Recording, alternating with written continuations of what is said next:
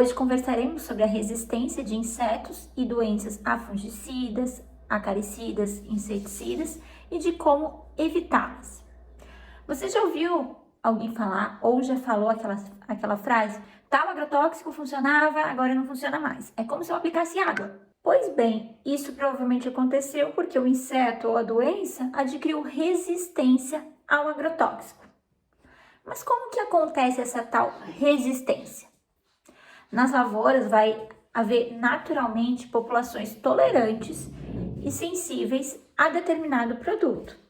É importante saber que os agrotóxicos podem atuar de diversas formas. Os inseticidas, por exemplo, podem atuar na digestão, na respiração celular. Uns inseticidas fazem com que os insetos tenham uma hiperexcitação nervosa, outros paralisia. Então, cada um vai ter o seu modo de ação. Para saber qual tipo de ação, eles são divididos em grupos. E esse grupo vai sempre ser indicado no rótulo do agrotóxico ou na bula. Sabendo disso, então vamos buscar entender como que acontece a resistência através de um exemplo. Vamos pensar em uma plantação de tomate, com uma infestação inicial de traça do tomateiro, que é a tuta absoluta. O agricultor escolhe um determinado agrotóxico que é liberado para a cultura e para o tratamento da traça do tomateiro.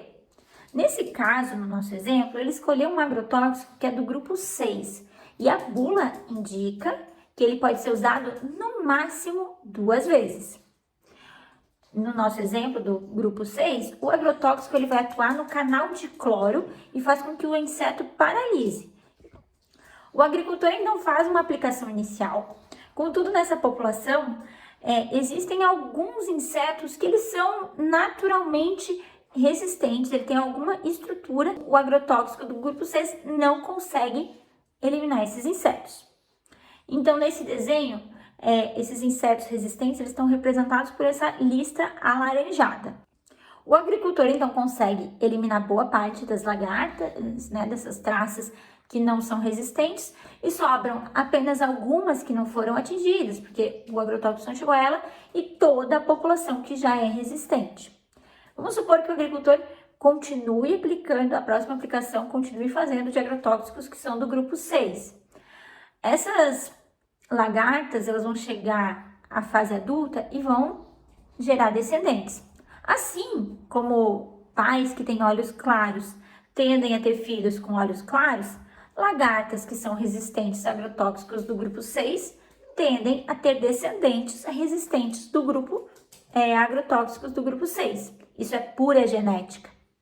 Se o agricultor continuar utilizando apenas agrotóxicos desse grupo 6, a população continuar crescendo e crescendo.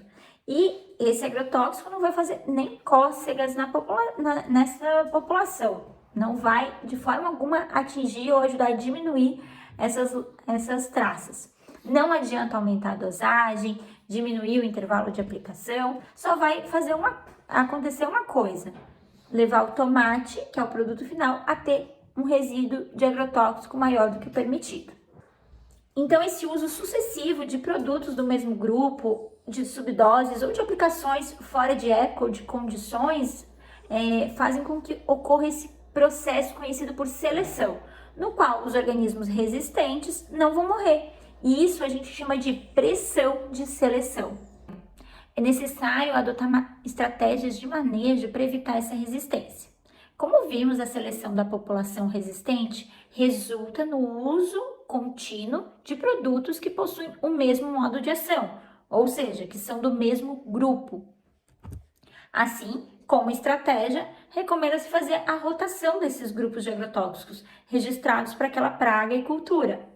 Há uma série de materiais sobre manejo de resistência. Alguns podem ser solicitados direto na matéria. A gente tem material de manejo de resistência da mosca branca, do ácaro rajado, da traça e do tomateiro. Então, o agricultor pode solicitar direto no escritório da matéria esses materiais que colocam estratégias de manejo para a gente não ter resistência desses insetos.